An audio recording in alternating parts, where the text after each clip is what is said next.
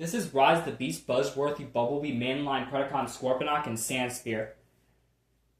Let's go look at the box art first. There it is. There's the side right there. It's Scorponok, looking awesome. The back, I don't know what that is. Sandspear turns into a sword. That's not the sword he's supposed to turn into, I'm pretty sure.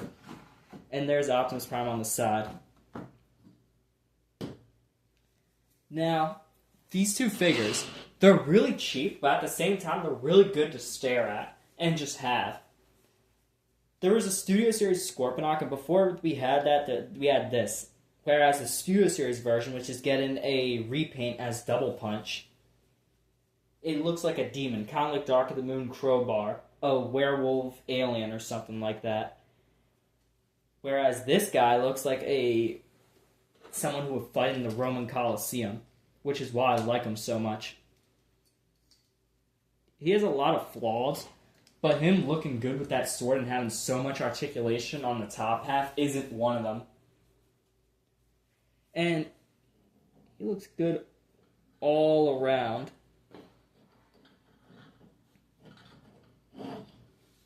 Multitude of 5mm reports to help out, but I don't know why they'll be putting them in the weirdest areas. As for Sandspear right here, he looks really good. He's literally bug-sized, by the way. I mean, nothing going on. As for articulation, you can just move these things, move this tail. And another thing I want to showcase is something else he can do. He has 5mm reports on his claws, which actually can make him hold stuff. Here's Titan Return Hardhead's gun. He can just hold that and start firing. Although, this seems to have loosened up this claw over time. The friction isn't the best on his claws.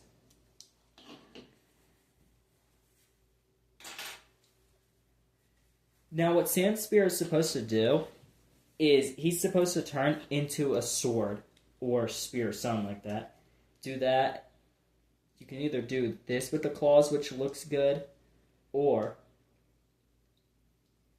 bring that peg out, or you can do this, which looks more like it, more formal. Yeah, I don't know what that thing is. But anyways, now, remove his tail sword piece and attach it with Sandspear.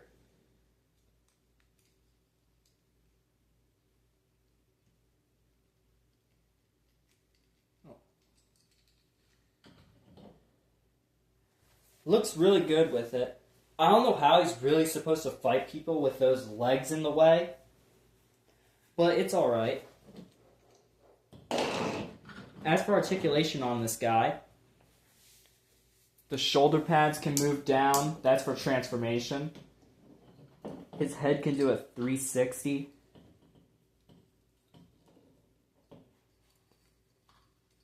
His shoulders are on ball joints.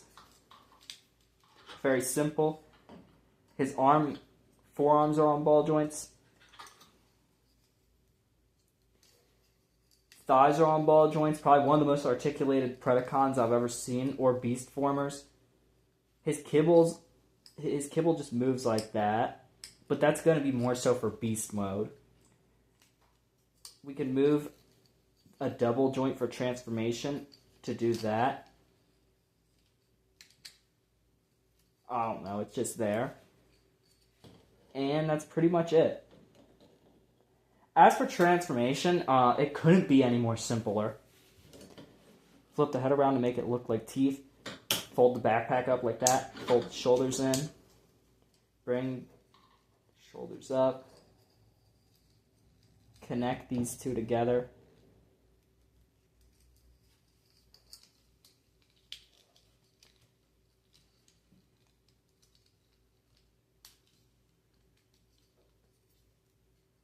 Fold this over.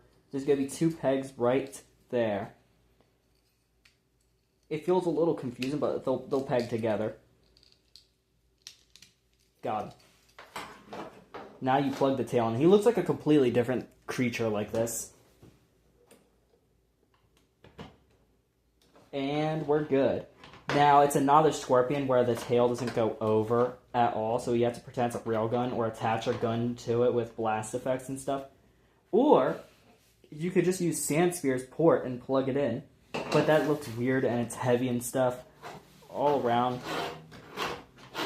It looks really good. As for the character that this is, it's a good figure, but the character sucks. Why is that? That's because in the movie they're drones sent out by Unicron, but it doesn't make sense that it, like, they're called Predacons, but there's a thing called a Terracon.